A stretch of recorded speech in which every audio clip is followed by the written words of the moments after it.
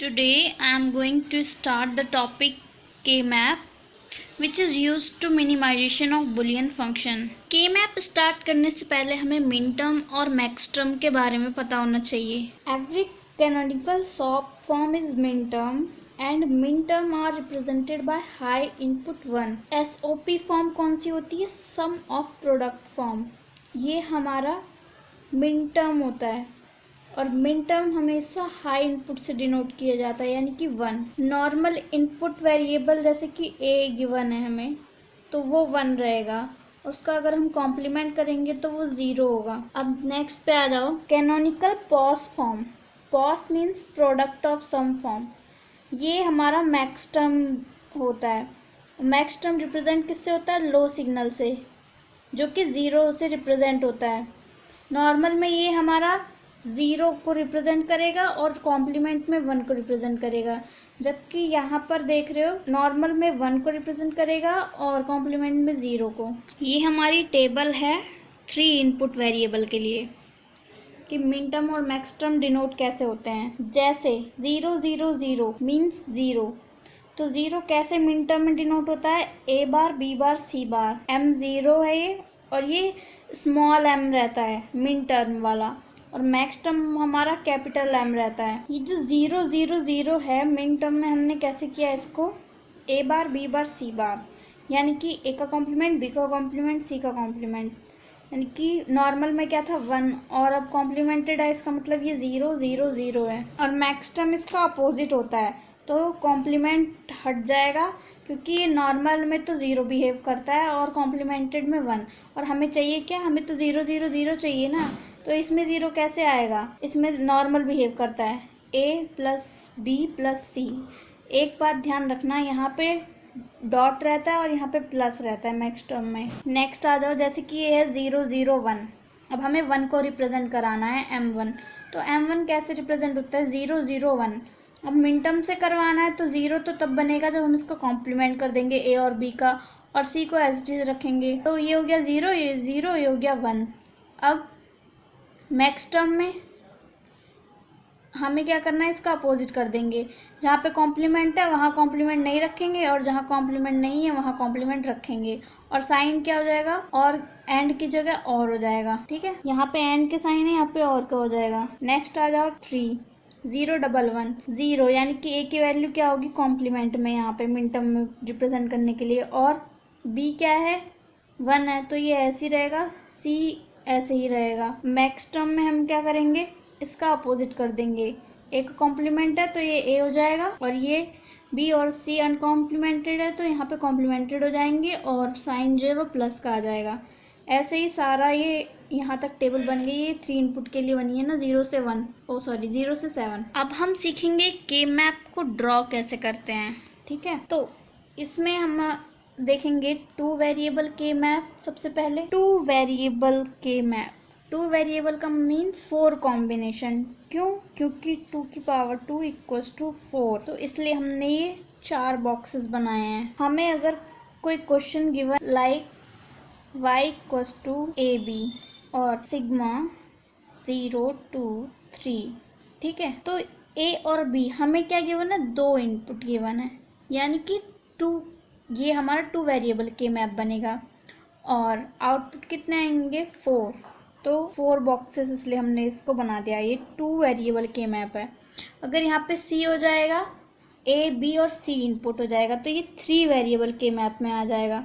ऐसे ही 4 वेरिएबल के मैप बन जाएगा अगर यहाँ पे A B C D आ जाता है तो. अब हम इसमें नंबरिंग कैसे करते हैं? आप ऐसे भी कर सकते हो और ऐसे भी कर सकते हो. हमारा 2 वेरिएबल के मैप है ना, तो सबसे पहले हमने कर दिया 0 1 2 3 और यहाँ पे हमारा आता है 0 1 0 1. ठीक, अब ये जैसे कि इसमें कह रहे हैं कि 0 2 और 3, यहाँ पे क्या आएगा? मैक्स टर्म हमें क्या बताती है? सॉरी, मिन टर्म हमें रिप्रेजेंट करनी है 0 2 3 पे. तो 0 कहाँ है? यहाँ पे. 2 यहाँ है और 3 यहाँ है. मिन टर्म हमारा 1 से रिप्रेजेंट होता है ना, और फिर हमें क्या बनाने होंगे? पेयरिंग करनी होगी. तो हम यहाँ पे 2 2 का पेयर बन रहा है तो 2 2 का पेयर बना देंगे ऐसे. हम पेयर क्यों बना रहे हैं? मिनिमाइजेशन के लिए, क्योंकि के मैप हमारा किस लिए यूज़ होता है? Minimization of boolean function. अब मिनिमाइज करके क्या आ रहा है, इसका आउटपुट क्या आएगा? ये और ये, यहाँ पे तो कुछ सेम है नहीं, तो ये वाली वैल्यू आ जाएगी वाई बार। और अब इधर आ जाओ, ये है एक्स, यहाँ पे जो वैल्यू रहती है यहाँ पे देखते हैं, ये एक्स बार है, ये एक्स है, देखो ये एक्स है और ये एक्स बार यहाँ है और ये एक्स हो गया, ये हमारा हो गया वाई बार और ये हो गया वाई। तो इस ऐसे ही हम देखेंगे, तो यहाँ ज़ीरो कैसे आया? ये एक्स बार वाई बार, यानी कि 0 0 यहाँ पे है वैल्यू।